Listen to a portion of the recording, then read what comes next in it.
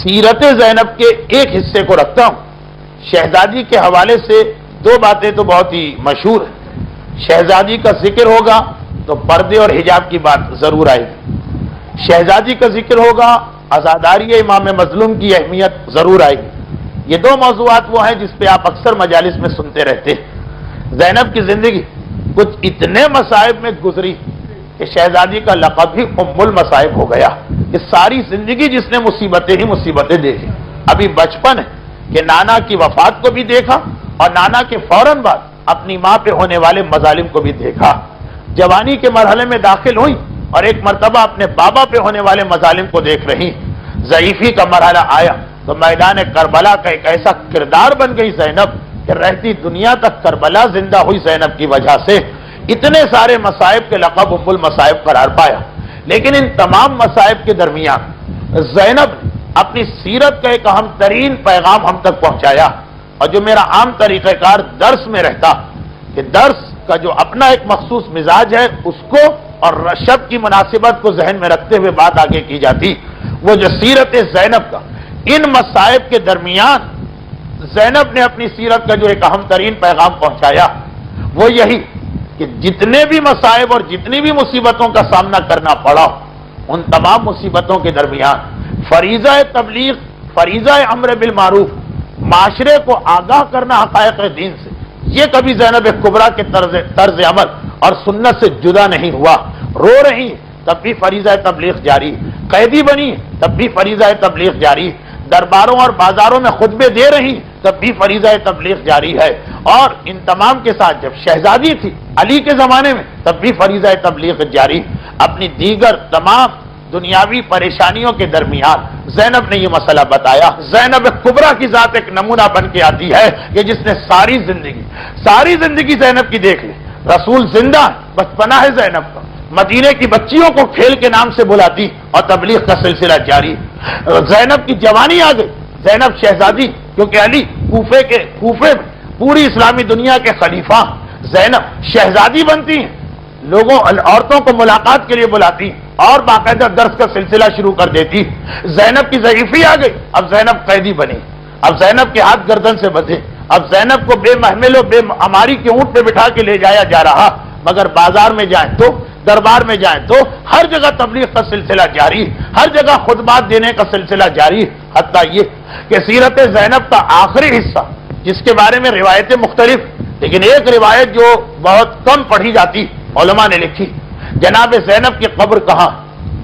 شام کے شہر دمشق میں سیدہ زینبیہ کے نام سے ایک عالیشان روضہ، قاہرہ مصر کے شہر قاہرہ میں زینبیہ کے نام سے ایک روضہ، اور مدینہ کی جنت البقیع میں بھی ایک قبر کو کہا جاتا ہے کہ زینب کی قبر. یہ 3-4 جگہ قبر کیوں آ گئی، کیسے آ گئی؟ اس لیے کہ یہ پتہ نہیں چل سکا کہ جناب زینب کا انتقال کہاں ہوا. اور یہ کیوں پتہ نہ چل سکا؟ وہ اس لیے کہ سید سجاد اور زینب نے تقسیم کار کر لی. سید سجاد امامت کے فرائض انجام دینا مدینے کو مرکز بنایا اور زینب کو تبلیغ دین اور حسین کا پیغام پہنچانا. چنانچہ زینب یہ مناسب سمجھا کہ شہر جائے، دیہات، گاؤں، اسلامی دنیا کے غیر معروف جگہ زینب نے مدینے میں حسین کی صف ازا بچھائی. کچھ عرصہ گزرا، انقلاب کے آثار نظر آئے. گورنر نے حاکم کو خط لکھا. حاکم یہ تو دیکھ چکا کہ زینب کو قید کرنے کا نتیجہ کہ نام میں یزید داخل دشنام ہو گیا، قید تو نہیں کیا جا سکتا، کہا ان کو مدینے سے جلا وطن کر دو. مکے آ گئی، مکے یہاں صف ازا بچھا کے بیٹھی، حسین کا تذکرہ شروع کیا. 6 مہینے سال یہاں تبلیغ کی، لوگوں کو حالات معلوم ہے، انقلاب آنے لگے، کہا انہیں طائف بھجوا دو. اب ہوتا یہ، ایک تو یہ کہ شہزادی خود ایک سفر اپنا مقرر کرے کہ 1 سال یہاں رہنا، حکومت کے کان کھڑے ہو جائے، حکومت چوکنا ہو جائے. یہ کیا ہو رہا؟ اور ایک طریقہ یہ کہ حکومت کے ہاتھوں سے تبلیغ کا سلسلہ ہو رہا. وہ یہ سمجھ رہی کہ ہم ایک شہر میں زینب کو جلا وطن کر کے بھیج رہے ہیں، زینب سفر سے گھبرا جائیں گی، زینب غربت سے پریشان ہو جائیں گی. مگر یہ تو زینب کا مقصد ہے. جیسے اس ظالم حکومتوں میں سید سجاد نے صحیفہ کاملہ کی دعاؤں کے ذریعے تبلیغ کی، زینب نے جلا وطنی کا حکم جو حکومت جاری کرتی ہے اس کی مدد سے تبلیغ کی.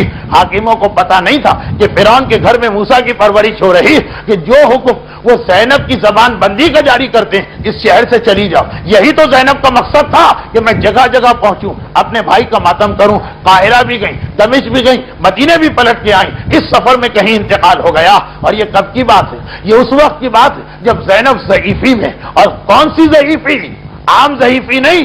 کوفے اور شام کے مصائب چھوٹے مصائب نہیں, ان مصائب کی ضعیفی کہ محمد حنفیہ چھوٹا بھائی آ رہا ہے, اپنی بڑی بہن کو نہیں پہچان پا رہا.